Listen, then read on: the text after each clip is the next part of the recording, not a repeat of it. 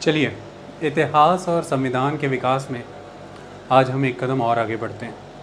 देखिए, हमने कल आपको एक लेक्चर डिलीवर किया था, planning and land reforms in India. उसमें हमने सारी हिस्टोरिकल बैकग्राउंड आपको अच्छे से क्लियर की और हमने कल आपको ये भी बताया कि किन फ्रंट्स पर ये लैंड रिफॉर्म्स लाए गए थे। सबसे पहला एस्पेक्ट हमने देखा था कि एबोलिशन ऑफ ज़मींदारी था, यानी कि इंटरमीडियरीज़ को ख़त्म करना। दूसरा हमने बताया कि टेनोरियल रिफॉर्म्स लाए गए थे और तीसरा लैंड सीलिंग। इसके अलावा लैंड कंसोलिडेशन, कोऑपरेटिवाइजेशन, इन इश्यूज़ पर भी उस समय प्रयास किए गए, ये भी हमने आपको पढ़ाया। कल हमने उसे बहुत कॉम्प्रिहेंसिवली कवर किया था। आज हम उसके कुछ और पहलुओं पर नज़र डालेंगे, डिटेलिंग कह लीजिए या ब्यूटिफिकेशन ऑफ द टॉपिक कह लीजिए, जो आपको और डीपली आज क्लियर हो जाएंगी। लैंड रिफॉर्म्स की जब हम बात करते हैं तो इसमें main elimination of intermediaries, that is jagirdar and zamindar, tenancy reforms, determination of ceiling of holdings per family, cooperativisation. तो ये चार इंपॉर्टेंट पहलू हैं लैंड रिफॉर्म्स के जो हमें डिस्कस करने हैं। शुरुआत हम एलिमिनेशन ऑफ इंटरमीडियरी से ही करेंगे। देखिए, भारत जब आज़ाद हुआ, मैंने आपको कल भी बताया था, 1943 का बंगाल फैमिन इंडिया के सामने था। लगभग 3 मिलियन 30 लाख बच्चे, औरत, बूढ़े, मर्द ये उस फैमिन में मारे गए। भारत की परिस्थितियां बड़ी विशेष थीं। भारत में जो अकाल थे, जो सूखे थे, जो दुर्भिक्ष पड़ते थे, जिन्हें हम फैमिन कहते हैं, ये अनाज की कमी की वजह से नहीं थे। ये सरकारी नीतियाँ, जो उस समय की कॉलोनियल गवर्नमेंट है उसकी नीतियों की वजह से थे।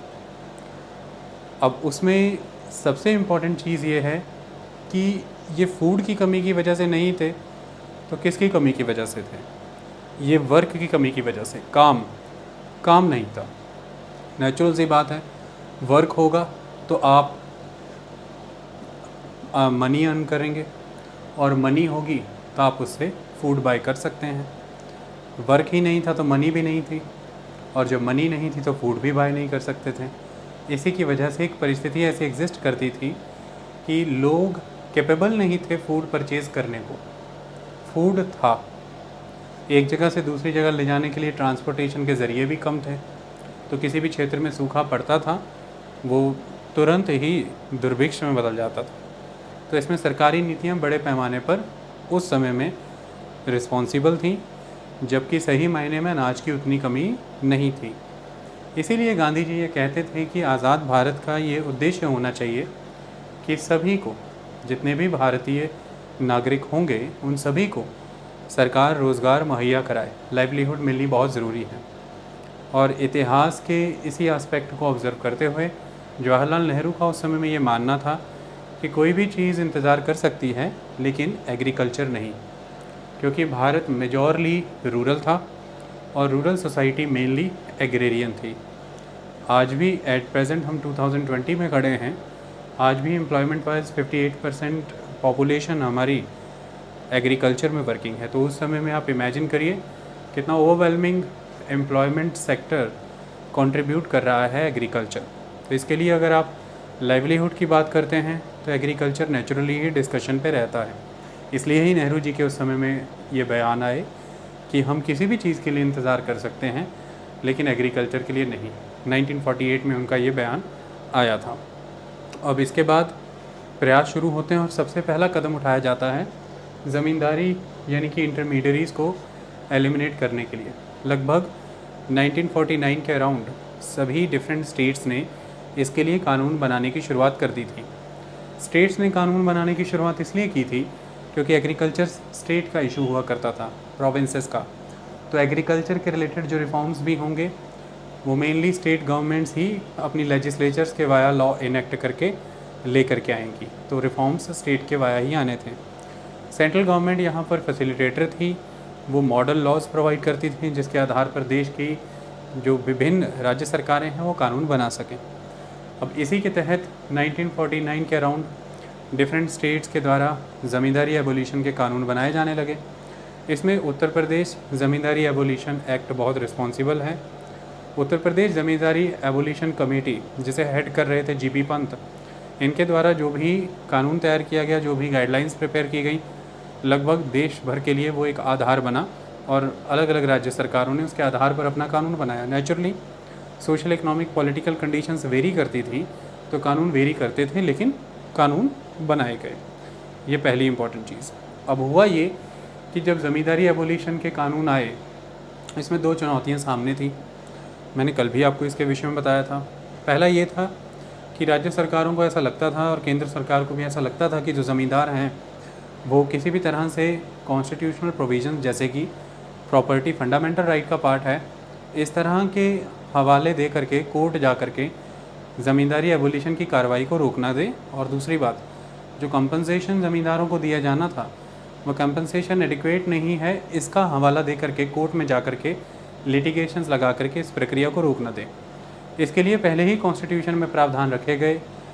वो प्रावधान इस तरह से रखे गए कि जो कॉम्पनसेशन से रिलेटेड लेजिस्लेचर्स लॉ बनाएंगी वो लॉ नॉन जस्टिशिएबल होंगे, यानी कि उन्हें कोर्ट में जुडिशियल रिव्यू के तहत नहीं देखा जा पाएगा। और जो फंडामेंटल राइट से रिलेटेड एस्पेक्ट था प्रॉपर्टी का, उसके रिलेटेड ये प्रावधान किया गया कि भाई जो जुडिशरी है उसमें चैलेंज ना दे दिए जाएं। ज़मीन से जुड़े हुए जितने भी कानून हम बना रहे हैं उसके लिए फिर 1951 में फर्स्ट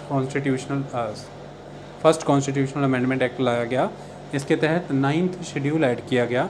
उस 9th शेड्यूल में जो भी एक्ट डाल दिए जाते थे या सेंट्रल या स्टेट गवर्नमेंट के, वो जुडिशियल रिव्यू से इम्यून हो जाते थे। और इसका मेन पर्पज़ यही था कि ज़मींदारी को एबोलिश किया जा सके। तो इस तरह की एक कन्फ्रंटेशन उस समय में हमें देखने को मिली। ज़मींदार कोशिश करते थे कि ये प्रोसेस डिले हो और उनके अधिकार सुरक्षित रहें। जुडिशरीज़ डिसीजन भी दे रही थी उनके अधिकारों को सुरक्षित रखने के लिए, क्योंकि जुडिशरी कॉन्स्टिट्यूशन के अकॉर्डिंग ही डिसीजन लेगी और कॉन्स्टिट्यूशन में right to property fundamental right के तौर पर गिवन था। तो फिर जब हमने 9th शेड्यूल ऐड किया और उसके अंदर जो लॉ डालने शुरू किए, फिर उसने जुडिशियल रिव्यू की शक्ति को कम कर दिया जुडिशरी की, ज़मीन से जुड़े मामलों को लेकर के, जिनमें एबोलिशन ऑफ ज़मींदारी एक बहुत बड़ा मामला था। इसके तहत ज़मींदारी के एबोलिशन के कानून और प्रावधान देश भर में चलने शुरू हुए। ये दूसरी इम्पॉर्टेंट चीज़। अब ज़मींदारी जब एबोलिश होनी शुरू हुई तो फिर इसके अलग अलग प्रारूप निकल करके आए पूरे देश भर में। अलग अलग राज्य सरकारों के द्वारा 1955-56 के अराउंड लॉ बनाए गए ज़मींदारी को एबोलिश करने को लेकर के, और लगभग 1957-58 तक कानून बन चुके थे। और ज़मींदारी इस फर्स्ट डिकेड के अंदर, यानी कि 1950 26 जनवरी से जब रिपब्लिक डिक्लेयर हुआ इंडिया, तब से लेकर के 1957-58 तक ऑलमोस्ट पूरी कंट्री भर में ज़मींदारी तकरीबन ख़त्म कर दी गई थी। ये एक इम्पॉर्टेंट चीज़ है। कुछ छोटी मोटी पॉकेट्स जैसे बिहार के कुछ इलाकों में वो रह गई थोड़े समय के लिए, लेकिन मेजॉरली वो ख़त्म कर दी गई थी। पूरे भारत भर में ये चीज़ हुई। अब इसमें कुछ चीज़ें यहाँ पर महत्वपूर्ण हैं, उन्हें समझना ज़रूरी है। सबसे पहला एस्पेक्ट यहाँ पर कंपनसेशन से जुड़ा हुआ है। कंपनसेशन को लेकर के सभी स्टेट गवर्नमेंट्स के अपने डिफरेंट कॉल्स थे। कंपनसेशन तय करने के बहुत से आधार थे।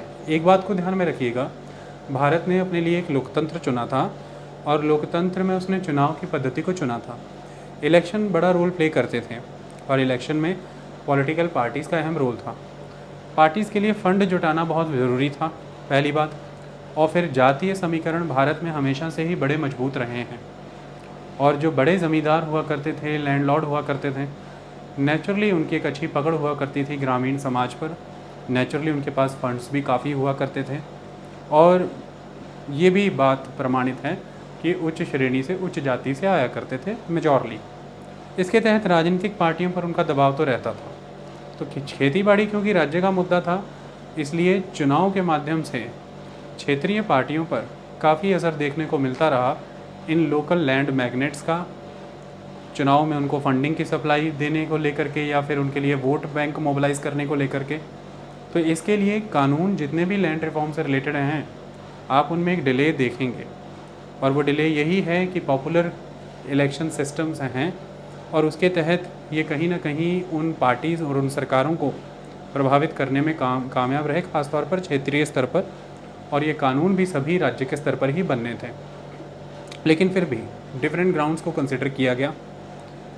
कंपनसेशन तय करने के लिए ग्राउंड यहाँ पर ये निकल कर के आए कि पीजेंट मूवमेंट का लेवल क्या है कंट्री लेवल पे, किन राज्यों में पीजेंट मूवमेंट बहुत ज़बरदस्त है, जिन पीजेंट्स को ज़मीन मिलने वाली थी। क्योंकि जब ज़मींदारी एबोलिशन होता तो उसका सबसे बड़ा परिवर्तन ये देखने को मिलता कि लगभग 20 मिलियन इस तरह के टेनेंट्स थे, 20 मिलियन टेनेंट्स जिनको मालिकाना हक मिल सकता था ज़मींदारी कानून आने से, और ये बहुत बड़ी संख्या थी, बहुत बड़ा नंबर था। तो इसकी वजह से पूरे देश भर में पीजेंट मूवमेंट का लेवल क्या है, राज्यों में मूवमेंट का लेवल क्या है। अगर पीजेंट मूवमेंट बहुत स्ट्रांग है तो फिर कंपनसेशन का लेवल कम रखा जाएगा। अगर पीजेंट मूवमेंट बहुत ज़्यादा स्ट्रांग नहीं है तो कंपनसेशन का लेवल ज़्यादा भी रखा जा सकता है। फिर दूसरा ये भी देखना ज़रूरी था कि किस तरह का बैलेंस है समाज का, यानी कि टेनेंट, पीजेंट एंड लैंडलॉर्ड्स यानी कि ज़मींदार, इसका उस पर्टिकुलर क्षेत्र में कितना बैलेंस है, कहाँ पर ज़मींदार का दबदबा भारी है या फिर कहाँ पर टेनेंट और पीजेंट्स का दबदबा भारी है। इस आधार पर भी, इस समीकरण के आधार पर भी ये तय किया जाना ज़रूरी था कि भाई कितना कॉम्पनसेशन रखा जाए। तो ये भी एक इम्पॉर्टेंट आस्पेक्ट था। फिर हिस्टोरिकली क्या रिलेशनशिप रहे हैं उस पर्टिकुलर एरिया में पीजेंट, टेनेंट्स के और ज़मींदारों के, वो कोऑपरेटिव संबंध रहे हैं या फिर ऑलवेज़ राइवलरी संबंध रहे हैं, एक्सप्लॉयटेटिव रहे हैं। इस पर भी ये निर्भर करता था कि कंपनसेशन कितना रखा जाए। और फिर ये भी देखा जाना था कि ज़मींदार के पास ज़मीन का साइज़ कितना है। तो मोस्टली उत्तर प्रदेश का जो फार्मूला था कि ज़मींदारी के साइज़ के इन्वर्सली प्रोपोर्शनल ही कंपनसेशन रखा जाए, यानी कि अगर कोई बहुत बड़ा ज़मींदार है तो फिर उसका जो भी एनुअल रेंट बनता था उस एनुअल रेंट का 2 to 4 टाइम उसे 1 टाइम कंपनसेशन दे दिया जाए। क्योंकि ज़मींदार बहुत बड़ा है तो फिर उसका एनुअल रेंट भी काफ़ी बनता होगा, तो उसका 2 से 4 गुना भी अगर उसे दे देंगे तो वो बहुत ज़्यादा हो जाएगा। लेकिन दूसरी तरफ अगर छोटा किसान है, छोटा ज़मींदार है, तो उस छोटे ज़मींदार के पास ज़मींदारी का साइज़ भी कम होगा।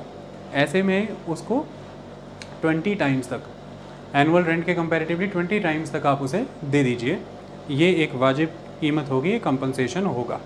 ये एक इम्पॉर्टेंट चीज़ है।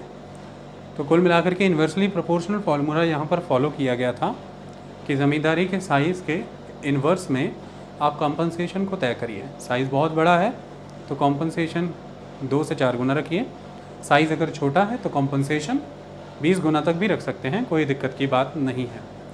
लगभग कुल मिलाकर के 6700 मिलियन के अराउंड कॉम्पनसेशन बना था, लेकिन इस कॉम्पनसेशन में डिले बहुत हुआ। ये इसके एक डिफेक्ट के तौर पर निकल करके आया। कई जगहों पर 40-40 बरस भी बीत गए कॉम्पनसेशन देने में। ज़मींदार इसको लेकर के हमेशा ही कोर्ट के दरवाजे खटखटाते रहे हैं। 6700 मिलियन कॉम्पनसेशन बना था रुपए, जिसमें से 1961 तक की अगर हम बात करें तो समवेयर अराउंड 1600 के अराउंड ही कॉम्पनसेशन डिसबर्स हो पाया था। तो कॉम्पनसेशन उस लेवल पर समय पे नहीं दिया जा पाया क्योंकि सरकारों के पास पैसे नहीं थे। ये भी एक बहुत महत्वपूर्ण चीज़ है क्योंकि एक तरह का सोशल रिफॉर्म का ही काम था। जो ज़मीनें बढ़ रही थी वो ज़मीनें बढ़ी हुई डिस्ट्रीब्यूट करनी थी आगे जा कर के लैंड सीलिंग का कानून लगा करके। तो उसके तहत आप लैंड सीलिंग के कानून के तहत जो बढ़ी हुई ज़मीनें हैं, सरप्लस लैंड, उनको देने वाले हैं जिनके पास अब तक ज़मीन नहीं।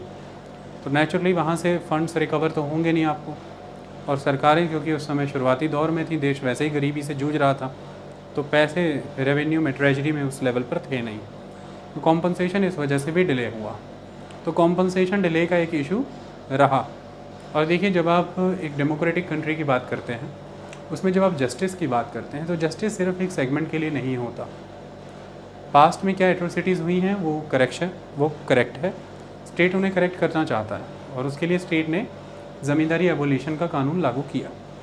लेकिन जो नया स्टेट अब एग्जिस्टेंस में आया है, जो एक नए कॉन्स्टिट्यूशन के आधार पर चलता है, जो जस्टिस की बात करता है, सोशल इकोनॉमिक पॉलिटी, ये किसी के साथ भेदभाव नहीं कर सकता है। ऐसे में कानूनी प्रक्रिया की पालना करके यदि ये कंपनसेशन रखा गया था तो फिर उन ज़मींदारों का, उन अर्स्टवाइल ज़मींदारों का उस कंपनसेशन पर उतना ही अधिकार बनता है जितना उन अर्स्टवाइल टेनेंट्स का अधिकार बनता था उनको मिलने वाली इस नई सरप्लस ज़मीन पर। तो यहाँ पर एक न्यूली क्रिएटेड स्टेट के तौर पर हम चूक गए कंपनसेशन प्रोवाइड करने में। हम ही ने वो टारगेट लिया और हमें ही वो देने में समय लग गया। थोड़ी तबीयत मेरी नासाज है, बीच बीच में समस्या हो सकती है। काम ज़रूरी था इसलिए लेक्चर भी देना अनिवार्य था। जैसे जैसे लेक्चर देता जाऊंगा ये इम्प्रूव होती जाएगी अपने आप ही, क्योंकि लेक्चर का अपनी एक धुनकी होती है, अपना एक नशा सा होता है, और उसमें फिर तबीयत ठीक हो जाती है। हर बार मेरे साथ तो ऐसा ही होता है। तो फिर कंपनसेशन देना बनता था। बट चलिए, जो भी हुआ, ज़मींदारी एबोलिशन हुई। लगभग इन सभी रिफॉर्म्स में से एक ज़मींदारी एबोलिशन का सिस्टम एग्जिस्ट ऐसा करता था जिसके तहत आप ये कह सकते हैं कि लगभग पूरे देश भर में ये हो गया। अब इसमें मेन लूज़र कौन था? इसमें जो मेन लूज़र बन करके उभरा वो बिग लैंडलॉर्ड हुआ, क्योंकि जो बहुत बड़ा ज़मींदार था वो ही अपनी ज़मींदारी का, क्योंकि बहुत बड़ा था, साइज़ बहुत ज़्यादा था, सभी तरीके लगा करके भी वो काफ़ी ज़मीन अपनी नहीं बचा पाया। थोड़ा साइज़ छोटा होता तो कई तरह के उस समय में तरीके भी अपनाए गए, वो तरीके भी मैं आपको बताऊंगा। कुछ ने अपनी ज़मीनें बचा भी ली, लेकिन जो बल्क में जिनके पास ज़मीनें थी उनका फिर लॉस हुआ, ज़मीनें उनकी गई। और इसका फ़ायदा किसको हुआ? सही मायने में बेनिफिट किसको हुआ? बेनिफिट हुआ जो ऑक्यूपेंसी राइट होल्डर टेनेंट थे, जिनके पास ऑक्यूपेंसी राइट था, ज़मींदारों से जिन्होंने लीज़ पर ज़मीनें ले रखी थी। इन्हें हम अपर टेनेंट भी कहते हैं, अपर टेनेंट। तो ऑक्यूपेंसी राइट होल्डर टेनेंट्स या अपर टेनेंट्स, इनको फ़ायदा हुआ। इनको फ़ायदा इसलिए हो गया क्योंकि इन्होंने बाद में ऑनरशिप राइट ले लिए, मालिकाना हक़ ले लिया ज़मीनों का, तो इनके पास ज़मीनें अच्छी खासी हो गई। और ये ऑक्यूपेंसी राइट वाले upper tenant already middle and rich segment peasant थे, और ये ज़मीनों को सबलेट करते थे आगे। जिसे ये सबलेट करते थे वो लोअर टेनेंट हुआ करता था, वो होता था टेनेंट एट विल। इस टेनेंट एट विल को सही लाभ नहीं हो पाया, तो ज़मींदारी एबोलिशन भी हुआ, लैंड सीलिंग भी हुई, टेनेंसी रिफॉर्म्स भी आए, लेकिन जो टेनेंट एट विल था उसकी परिस्थितियों में कोई बहुत बड़ा अंतर नहीं आया। ये भी एक डिफेक्ट ही माना जाता है।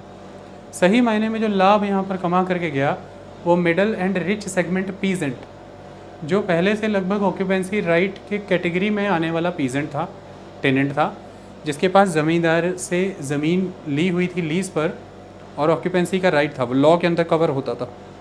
और वो अब ईज़िली इन नए रिफॉर्म्स के तहत वो जो ज़मीन उसके पास टेनेंसी के अंडर थी उस पर 8 से 10 गुना रेंट की कीमत पे करके वो उस पर अपने ऑनरशिप राइट ले गया, तो उसको वो अपने नाम कर गया। इसको तो लाभ हुआ। लेकिन इस अपर टेनेंट के पास, इस ऑक्यूपेंसी राइट वाले टेनेंट के पास फर्दर ये उस ज़मीन को सबलेट किया करता था। जब ज़मींदार से इसे मिलती थी आगे सबलेट करता था। वो होते थे lower tenant, the tenant at will, जिन्हें कभी भी एविक्ट किया जा सकता है अपनी इच्छा से। आप उन्हें कभी बेदखल कर सकते हैं। बेदखली बहुत ज़बरदस्त थी। उसको सही मायने में लाभ नहीं हो पाया क्योंकि उसके पास इतना पैसा नहीं आ पाया कि वह सरकार के द्वारा ऑनरशिप के राइट दिए जाने पर भी जो कीमतें सरकार ने रखी हैं उन कीमतों को दे पाए और ज़मीन अपने नाम लिखवा पाए। तो यहाँ पर हमें ये एक डिफेक्ट भी देखने को मिला। इसी वजह से आप देख सकते हैं उस वक्त भी जो गरीब किसान थे या जो लैंडलेस लेबरर थे वो लंबे समय तक और आज दिन तक टिल डेट वो गरीब ही रह गए, लैंडलेस ही रह गए। उनकी आर्थिक हालत में कोई बहुत ज़्यादा अंतर नहीं आया। ये एक इम्पॉर्टेंट एस्पेक्ट। अब जब हमने ज़मींदारी एबोलिशन की बात की तो इसके कुछ परिणाम अब हमें समझ आएंगे जब हम आगे बढ़ेंगे टेनेंसी रिफॉर्म के माध्यम से। देखिए, टेनेंसी रिफॉर्म के 3 एम थे मेन। सबसे पहला एम जो टेनेंसी रिफॉर्म का था वो ये था कि आपको टेनेंसी रेगुलेट करनी है, यानी कि सिक्योरिटी ऑफ द टेन्योर देना है। जो भी कोई टेनेंट है उसे सिक्योरिटी प्रोवाइड करनी है टेन्योर की, ताकि वह सिक्योर फील करे, लैंड में इन्वेस्टमेंट करे और प्रॉस्पेरिटी को गेन करे। इस तरह से ऑलवेज़ इंडिया में एक प्रोग्रेसिव कल्टीवेटर सेक्शन एग्जिस्ट करेगा। और हमारे सारे लैंड रिफॉर्म्स लाने का पर्पज़ क्या था? हम इक्वल डिस्ट्रीब्यूशन ऑफ रिसोर्सेज करना चाहते थे, और सेकंड इम्पॉर्टेंट एस्पेक्ट हमारा पर्पज़ था जस्टिस प्रोवाइड करना, सोशल, इकोनॉमिक, पॉलिटिकल। और ये हो सकता था अगर फार्मर प्रोग्रेसिव हो, ग्रो करे, उनकी इनकम बढ़े, और देश भी इसी से ग्रो करेगा क्योंकि प्रोग्रेसिव कल्टीवेशन होगा, प्रोग्रेसिव एग्रीकल्चर होगा। तो टेनेंसी का जो टेन्योर है, टेन्योर को सिक्योर करना एक इम्पॉर्टेंट एस्पेक्ट था। तो ये पहला काम इसके तहत करना था। दूसरा काम जो इसके तहत करना था वो क्या था? वो था कि जो रेंट है उसे रिड्यूस करना है। जो टेनेंट होंगे आज़ाद भारत के इस रिफॉर्म के क्षेत्र के अंडर कवर होने वाले, रेंट कम करना है। यानी कि मान लीजिए मेरी ज़मीन है, मेरे पास 20 एकड़ ज़मीन है और उसमें से मैंने 10 एकड़ ठेके पे दे रखी है, कोई आदमी है उस पर खेती करता है, वो मेरा टेनेंट हुआ, तो वो तो मुझे फिर रेंट ही देगा ना, उस पर ठेका पे करेगा ना। ठेका वर्ड चलता है पंजाब में, किराया कह लीजिए। ये जो रेंट है इसको रेगुलेट करना, इसको कम करना। इसके पहले तो ये रेंट बहुत रेकलेस था ना, जब बात हम करते थे ब्रिटिश पीरियड की ज़मींदारी के समय में, तो रेंट बहुत ज़बरदस्त हुआ करता था, उसको कम करना, ये दूसरा एम था। तीसरा एम, टेनेंट्स को मोटिवेट करना, उन्हें इनेबल करना कि वो ऑनरशिप राइट गेन कर लें। जिस खेत में वो एज ए टेनेंट हैं वो उसको ख़रीद सकें, ऑनरशिप बने। तो ज़्यादा से ज़्यादा ऑनर पीजेंट क्रिएट किए जाएँ, टेनेंट्स कम किए जाएँ, मालिकाना हक ज़्यादा लोगों को दिया जाए। तो ज़मीन पर ज़्यादा लोगों का अधिकार हो, कोई एक या दो वर्गों का अधिकार ना हो, कोई एक या दो सेक्शन का अधिकार ना हो, अधिक से अधिक लोग ज़मीन के मालिक हों। ये इक्वल डिस्ट्रीब्यूशन ऑफ रिसोर्स के क्षेत्र के अंदर आता था। तो पहला टेन्योर सिक्योर करना, दूसरा रेंट रिड्यूस करना, रेगुलेट करना, तीसरा ऑनरशिप के राइट्स प्रोवाइड करना, मालिकाना हक देना। इसके तहत अपन को काम करना था, ये एक इम्पॉर्टेंट एस्पेक्ट है और यही टेनेंसी रिफॉर्म्स के तहत आता था। अब इसमें first 5 year plan, second 5 year plan, सभी 5 ईयर प्लान के तहत जो ऑल एंड ऑल परसेप्शन उभर करके आता है, वो क्या उभर करके आता है। देखिए, भारत भर में मैंने आपको बताया, एक तो ज़मींदारी सिस्टम एग्जिस्ट करता था, दूसरा रैयतवाड़ी सिस्टम एग्जिस्ट करता था। और ज़मींदारी सिस्टम हमने एबोलिश कर दिया, ज़मींदारी एबोलिश हो गई। और ज़मींदारी एबोलिश होने के साथ क्या हो जाएगा कि भाई जो ज़मींदार है उसके पास जो ज़मींदारियाँ हुआ करती थी, वो ज़मींदारियाँ अब उसके हाथ से जाएंगी। और फिर वहाँ पर कौन उभर करके आ जाएंगे, वो जो लोग वहाँ पर, या तो आप उन्हें ऑनरशिप देंगे या वो टेनेंट हो जाएंगे, सीधा स्टेट को रेंट पे करेंगे। और जो ज़मींदार के पास अब अपनी खुद की सेल्फ कल्टीवेशन लैंड रह गया है, क्योंकि मैंने आपको कल भी पढ़ाया था कि ज़मींदारी कानून के तहत ये एक क्लॉज रखा गया था कि जो पर्सनल कल्टीवेटेड लैंड है वो ज़मींदार से नहीं लिया जाएगा। और सबसे बड़े डिफेक्ट यही निकल करके आया कि पर्सनली कल्टीवेटेड लैंड की कोई डेफिनेशन, प्रॉपर मीनिंग प्रॉपर समझाया नहीं गया था। और इसलिए पर्सनली कल्टीवेटेड लैंड के नाम पर तकरीबन ज़मींदारों ने काफ़ी हद तक ज़मीन पर्सनली कल्टीवेटेड ही डिक्लेयर कर दी, क्योंकि उस समय तक लैंड सीलिंग का कानून भी नहीं लाए थे। तो या तो अपने भाई भतीजों परिवार वालों में बांट करके या फिर अपने रिश्तेदारों में दे करके वो पर्सनली कल्टीवेटेड शो कर दिए। और इसके तहत जो एब्सेंटी ज़मींदार थे, जो खेती बाड़ी कर भी नहीं रहे थे, पर्सनली कल्टीवेटेड क्लॉज के तहत ज़मीन उनको भी बिलोंग कर गई, वो भी ज़मीन रिटेन कर गए। तो ये पर्सनली कल्टीवेटेड लैंड के नाम पर काफ़ी ज़मीनें ज़मींदारों के पास ही रह गई। ये भी ज़मींदारी एबोलिशन का एक डिफेक्ट था। तो ऐसे में अब उनके पास भी ज़मीन काफ़ी है, वो भी आगे टेनेंट रखेंगे। और फिर रैयतवाड़ी सेटलमेंट एरिया जो हुआ करता था, जहाँ पर सीधे सीधे एग्रीमेंट हुआ करते थे अंग्रेज़ों के रैयत के साथ, वहाँ पर कोई इंटरमीडियरी यानी कि ज़मींदार नहीं हुआ करता था, सीधी रैयत से एग्रीमेंट हुआ करता था कि आप इतना रेवेन्यू हमें पे करेंगे। तो वहाँ पर अब रैयतवाड़ी सेटलमेंट सिस्टम ख़त्म कर दिया आपने, अब आप देश आज़ाद है, देश रिपब्लिक हो गया है। तो वहाँ पर भी जो लैंड ऑनर्स हैं, जो ज़मीन के मालिक हैं, अंग्रेज़ों के समय से ही जिनको आपने मालिक तय किया हुआ है, और मैंने कल के सिस्टम में आपको पढ़ाया था कि उन्होंने भी आगे टेनेंट रख लिए थे। जैसे अंग्रेज़ों ने मुझे एक ज़मीन का, एक खेत का मालिक माना है, एक क्षेत्र का मालिक माना है, तो मैंने भी आगे फर्दर अपने टेनेंट रखे हुए हैं। तो मेनली जो रैयतवाड़ी एरिया, जिसमें लगभग 50% भारत कवर हो रहा था, उस क्षेत्र में जो लैंड ऑनर हैं और उन लैंड ऑनर्स के अंडर जो फर्दर टेनेंट हैं, इनके रिलेशन को अब सेटल करने की ज़रूरत थी लैंड रिफॉर्म्स के माध्यम से। तो इसके तहत अब हर जगह पर एक बैलेंस आपको इस्टेब्लिश होता नज़र आएगा, और वो बैलेंस होगा कि हमें लैंड ऑनर और टेनेंट के बीच में एक बैलेंस इस्टेब्लिश करना है। एक इम्पॉर्टेंट चीज़ है लैंड ऑनर और टेनेंट के बीच का बैलेंस। इसमें क्या बैलेंस है? कोर्ट के डिफरेंट जजमेंट्स और प्लानिंग कमीशन के द्वारा जो 5 ईयर प्लान आए, फर्स्ट प्लान, सेकंड प्लान, इनके तहत जो उस समय में गाइडलाइंस आई, जो एम रखे गए, उसके तहत ये नज़र आता है, अब ये ऑब्ज़र्व होता है कि जो टेनेंट है उसके लिए ये राइट सिक्योर किया गया कि सबसे पहला एस्पेक्ट तो ये है कि जो टेनेंट जिस भी किसी खेत में एज अ रेंट पे करने वाले सेक्शन के तौर पर काम कर रहा है, उसको जब भी उस खेतों से निकाला जाएगा तो जितने भी खेतों पर वो पहले रेंट पे करता था, वो टेनेंट के तौर पर था, वो सारे खेतों से उसे निकाला नहीं जा सकता। उसे कुछ खेत देने होंगे, यानी कि लगभग 50% खेत उसको देने पड़ेंगे। इसके तहत क्या बताया गया, कोर्ट के जजमेंट्स क्या कहते थे? कोर्ट के जजमेंट ये कहते थे कि देश भर में एक वर्ग ऐसा भी है जो ऑनर है, ज़मीनों का मालिक है, लेकिन ये ऑनर जो है ये स्मॉल ऑनर है, इसके पास बहुत ज़्यादा ज़मीनें नहीं हैं, ये स्मॉल ऑनर है। और स्मॉल ऑनर के तौर पर हो ये जाएगा कि इसकी भी कंडीशन कोई बहुत ज़्यादा बेहतर नहीं है टेनेंट के कंपैरेटिवली। तो ऐसे में इस ऑनर के पास भी एक अधिकार होना चाहिए कि इसके पास अपना एक पर्सनल लैंड हो। तो जो पर्सनल लैंड इसका है वो इसके पास रहना चाहिए, ये अपने ऑनरशिप के राइट उस पर्सनल लैंड पे कंटिन्यू कर सकता है। समझ में आई ये बात? आज़ादी के पहले उसके पास एक ज़मीन थी, अब आज़ादी मिल गई, इंडिया रिपब्लिक भी हो गया, और अब लैंड रिफॉर्म्स आ रहे हैं, और इस लैंड रिफॉर्म्स के तहत अब ये नियम यहाँ पर बनाया जाएगा कि भाई जो स्मॉल ऑनर है, स्मॉल ऑनर एक लैंड अपने साथ जोड़ के रखे अपनी पर्सनल बिलोंगिंग के तौर पर, और इस लैंड के ऊपर उसने अगर किसी तरह से कोई टेनेंट अपॉइंट किया भी हुआ था, अगर उसने इस पर कोई टेनेंट रखा भी हुआ था, तो वो जो टेनेंट है उसको ये नेचुरली टेनेंट को निकालेगा जब ये उस लैंड को खुद से पर्सनल बिलोंग कराएगा, अपनी पर्सनल कल्टीवेशन के लिए डिक्लेयर करेगा, तो फिर ये अधिकार रखता है उस टेनेंट को निकालने का। नेचुरली टेनेंट को एक सिक्योरिटी ऑफ टेन्योर देना है, हम अपन पहली हेडिंग की बात कर रहे हैं, लेकिन उसमें हमें इस बात का ध्यान रखना है कि जो स्मॉल ऑनर पीजेंट हैं वो भी ना मर जाएं।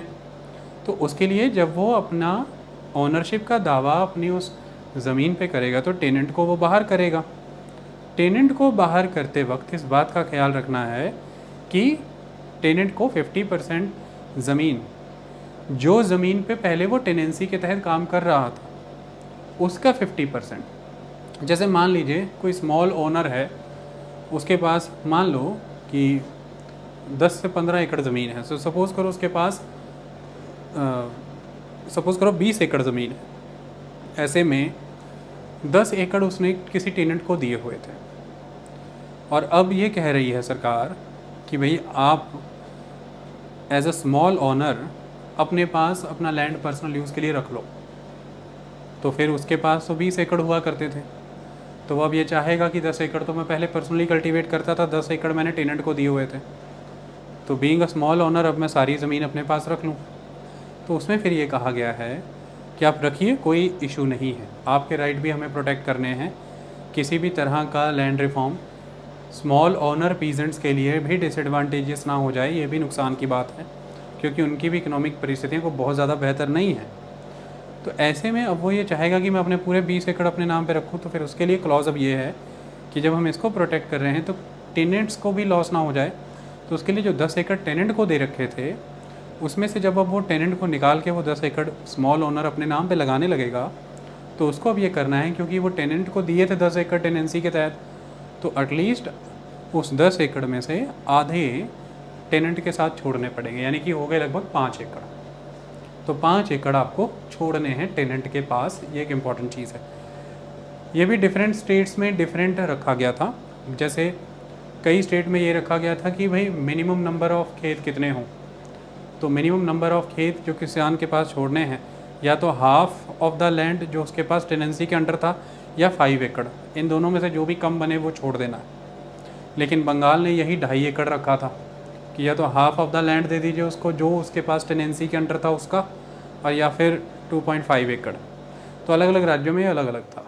भारत भर में लगभग राज्यों ने इसे 5 एकड़ रखा, कई राज्यों ने इसे 2.5 एकड़ भी रखा। तो इस तरह से उस टेनेंट के पास वो लैंड आ गया एज ए टेनेंट, वो उसके पास चला गया, और 5 एकड़ आपने उसको छोड़ दिए, बाकी 15 एकड़ आपका हो गया। तो आपके स्मॉल ओनर के भी राइट बच गए, लेकिन यहाँ पर शर्त ये है कि आप पर्सनल यूज़ के लिए लैंड अपने पास रखेंगे, लेकिन सीलिंग का लॉ वायलेट नहीं होना चाहिए। अब मान लीजिए सीलिंग ही लगी हुई है 10 एकड़ पे, तो फिर आप 15 एकड़ नहीं रख पाएंगे एज अ स्मॉल ओनर, आप 10 एकड़ ही रख पाएंगे। 5 एकड़ सरप्लस हो जाएगा और वो सीधा चला जाएगा सरकार के पास। तो सीलिंग के लॉ को मानते हुए स्मॉल ओनर पीजेंट्स अपने पर्सनल यूज़ के लिए अपना पर्सनल लैंड पे ओनरशिप रख सकते थे। ये पहला क्लॉज। इसमें से टेनेंट को वो निकाल सकते थे, लेकिन इस बात को अश्योर करना है कि टेनेंट के पास जितना टेनेंसी लैंड था उसका आधा उसे देना पड़ेगा।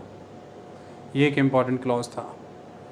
तो अब इसके तहत टेनेंट को ये कहा गया कि टेनेंट को जब टेनेंसी के तहत ज़मीन मिलेगी तो उसमें इस बात का ख्याल रखना बहुत ज़रूरी है कि स्मॉल ओनर से जब वो लैंड टेनेंट के पास जाएगा तो स्मॉल ओनर की पूरी ज़मीन छीन करके टेनेंट के पास न चली जाए।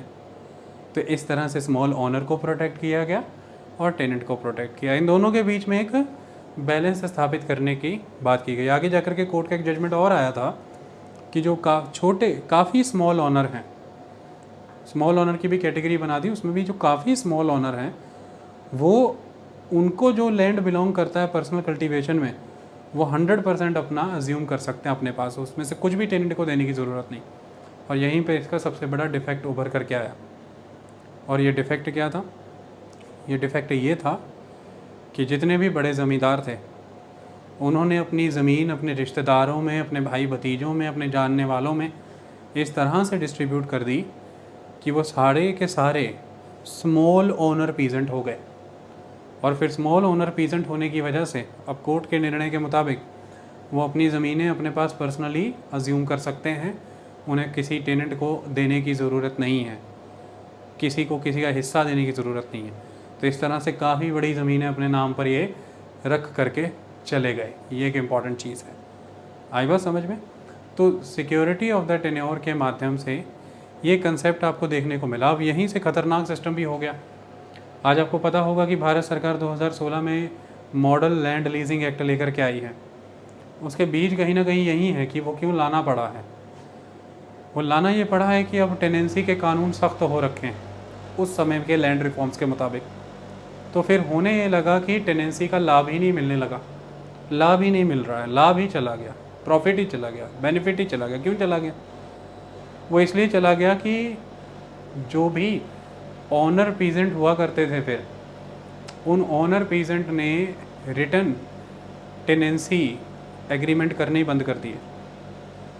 जितने भी टेनेंट एग्रीमेंट होगा वो ओरल होगा, वर्बली होगा, ज़ुबानी होगा, ताकि कल को टेनेंट किसी तरह के कोर्ट में जा कर के क्लेम ना कर सके। क्यों वो ऐसा करने लगे? क्योंकि वो ये करने इसलिए लगे कि उनको पता है कि कल को इस टेनेंट को अगर मुझे इविक्ट करना होगा तो फिर इस टेनेंट को इविक्शन के दौरान मुझे कुछ ज़मीन भी देनी पड़ेगी, जैसा कि लॉ के तहत मैंने आपको भी बताया। और इस बार के 2016 के मॉडल लैंड लीजिंग एक्ट में यही क्लॉज है कि टेनेंट को इविक्ट करते समय आपको कोई ज़मीन देने की ज़रूरत नहीं है। फ्री माइंड होकर के लैंड लीजिंग अग्रीमेंट करिए, कोई दिक्कत की बात नहीं है, ताकि एग्रीकल्चर में प्रोग्रेस आ सके। तो लैंड लीजिंग होने से इसलिए डरता है आज किसान, बड़ा जो पीजेंट ऑनर है, क्योंकि उसे पता है कि उस समय के लैंड रिफॉर्म्स के दौरान बनाए गए टेनेंसी के जो कानून है उनके तहत मुझे ज़मीन देनी पड़ जाएगी। तो इसके लिए फिर उसने यहाँ पर ये सिस्टम चला दिया कि अगर आपको मेरे खेतों में टेनेंट के तौर पर काम करना है तो फिर मुँह बोली, वर्बली, पंजाब पूरे में यही होता है, वर्बली ओरली, दैट्स इट। और दूसरा तरीका ये अपनाया गया, राइट्स मिलेंगे ही नहीं जब आप उस लॉ के अंदर ही कवर नहीं होते। वो कैसे कवर नहीं होते हैं? टेनेंसी अंडर कवर हो गई पूरी तरह से, हैं आप उनके टेनेंट ही, लेकिन आपको कई नाम दे दिए गए, जैसे फार्म सपोर्टर, कि आप फार्म सपोर्टर हैं। आपको भी पता है, पीजेंट ओनर को भी पता है कि आप उसके टेनेंट हैं, लेकिन आप फार्म सपोर्टर के तौर पर काम कर रहे हैं। इस तरह से आपने टेनेंसी के लॉ को ही बाईपास कर दिया। अगला तरीका, जो कैश में रेंट पे करता है वो टेनेंट काउंट किया जाएगा टेनेंसी राइट के तहत, उसको ऑक्यूपेंसी राइट माना जाएगा। लेकिन अगर जो कोई शेयर क्रॉपर है, बटाईदार है, तो उसको फिर ऑक्यूपेंसी राइट के तहत टेनेंट काउंट नहीं किया जाता। तो फिर मेजॉरली इंडिया में आप देखेंगे शेयर क्रॉपिंग का सिस्टम चल पड़ा, जिसे हम कहते हैं आधे ज़मीन चक लेनी, पंजाबी में आधे पे ज़मीन उठा लेनी, शेयर कर लेनी, शेयर क्रॉपिंग। तो इस तरह से ये सिस्टम आ गए। शेयर क्रॉपिंग का सिस्टम बहुत रैम्पेंट हुआ ये एक इम्पॉर्टेंट चीज़। Second important aspect, verbal oral tenancy चलनी शुरू हो गई, फार्म सपोर्टर के नाम पर टेनेंसी शुरू हो गई, मतलब आपने उस लॉ के एम्बिट को ही बाईपास कर दिया। और इसके तहत जब भी आपको थोड़ा सा भी खतरा लगने लगा था, पीजेंट ओनर को जब भी खतरा लगने लगता है ये टेनेंट ज़्यादा पुराना हो गया मेरे खेतों में, या ये किसी तरह कानून झाड़ रहा है, वो अगली बार ठेके पे उसे ज़मीन देता ही नहीं है, किसी और को दे देता है। इससे वो जो टेनेंट है उन्हें सिक्योरिटी ऑफ टेन्योर ही नहीं रहता है कि भाई पता नहीं इस खेत में मैं कब तक रह पाऊँगा या कब तक नहीं। पहली चीज़, ऐसे में वो उन खेतों में उस लेवल पर इन्वेस्टमेंट नहीं करता है, और ये भी एक कारण हो जाता है कि प्रोडक्टिविटी एक लेवल के बाद बढ़नी रुक गई देश भर में, एग्रीकल्चर उस लेवल पे ग्रो नहीं हो पाया, प्रोग्रेस नहीं हो पाया। ये एक इम्पॉर्टेंट एस्पेक्ट। और दूसरी तरफ वो किसी तरह के निर्माण का कार्य भी नहीं कर पाता है खेतों में, क्योंकि जो ऑनर पीजेंट है उसे इस बात का खतरा पैदा हो जाता है कि जैसे ही इसने निर्माण का कार्य कर दिया तो एडवर्स पोजेशन का कानून है देश में, एडवर्स पोजेशन के तहत कहीं मेरी ज़मीन पे कब्जा ना कर जाए। और निर्माण करने वाले को डर है कि क्योंकि सिक्योरिटी ऑफ टेन्योर नहीं है, मैं इधर से कोई ना कोई एग्रीकल्चर इंफ्रास्ट्रक्चर, मशरूम की खेती के लिए या फिर पेपरमिंट की खेती के लिए कोई इंफ्रास्ट्रक्चर लगाऊं, कल को उठा के मुझे बाहर कर दे, इसका क्या फ़ायदा भाई। तो इस तरह से ना तो इंफ्रास्ट्रक्चर डेवलपमेंट हो पा रहा है खेतों में, प्रोग्रेसिव फार्मिंग उस लेवल पे नहीं हो पा रही है, तो इसका नुकसान हो रहा है। इसलिए लैंड लीजिंग एक्ट अब आया 2016 में। मैंने दोनों को इसलिए रिलेट करके बताया कि सिक्योरिटी ऑफ टेन्योर का पर्पज़ तो बहुत नोबल था, एस्पेक्ट तो बहुत बेटर था, माना गया था कि इससे बहुत ग्रो करेंगे, विकास करेंगे, लेकिन आपको पता है कि वेस्टेड इंटरेस्ट की वजह से वो फिर आपने एवेड कर दिया उन प्रावधानों को, आपने उसकी पालना ही नहीं की, वो चल ही नहीं पाया सिस्टम। ये एक इम्पॉर्टेंट चीज़ है। लेकिन जहाँ पर ऑक्यूपेंसी राइट मिले, जहाँ पर टेनेंसी ने काम किया, वहाँ पर ऑक्यूपेंसी राइट रहे स्ट्रांगली, सिक्योरिटी ऑफ टेन्योर भी हुआ, तो एक लेवल पर ये चीज़ हुई, लेकिन मेजॉरली ये काम नहीं कर पाया। दूसरा प्रावधान ये निकल करके आया कि भाई अब रेंट रिड्यूस करना है अपन को। तो रेंट रिड्यूस करने को लेकर के 5 ईयर प्लानिंग की भी यही सलाह थी।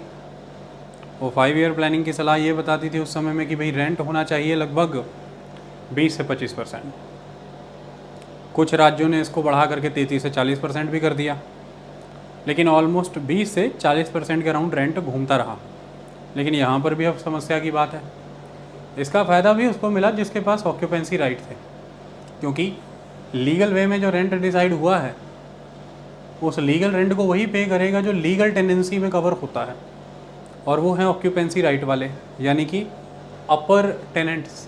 मैंने अभी उनका जिक्र बताया आपको, ऑक्यूपेंसी राइट वाले अपर टेनेंट, अच्छे टेनेंट, अच्छे खासे पीजेंट, तो वो ये इस 20 से 40% वाली रेंट वाले एस्पेक्ट को डिफरेंट स्टेट वाइज फ़ायदा उठा करके, लेकिन जो वर्बली चल रहे हैं, ओरली चल रहे हैं, जो ऑक्यूपेंसी राइट रख नहीं रहे हैं, जो टेनेंसी के लॉ के एम्बिट में ही कवर नहीं हो पा रहे हैं, उनका क्या किया जाए। वो मार्केट प्राइस पे ही काम करते रहे, और मार्केट बोलती है 50%, यानी कि जो ग्रॉस प्रोडक्शन हुई उस फार्म से, उस खेत से, उसकी जो भी अर्निंग होगी उसका 50% आपको एज ए रेंट देना है।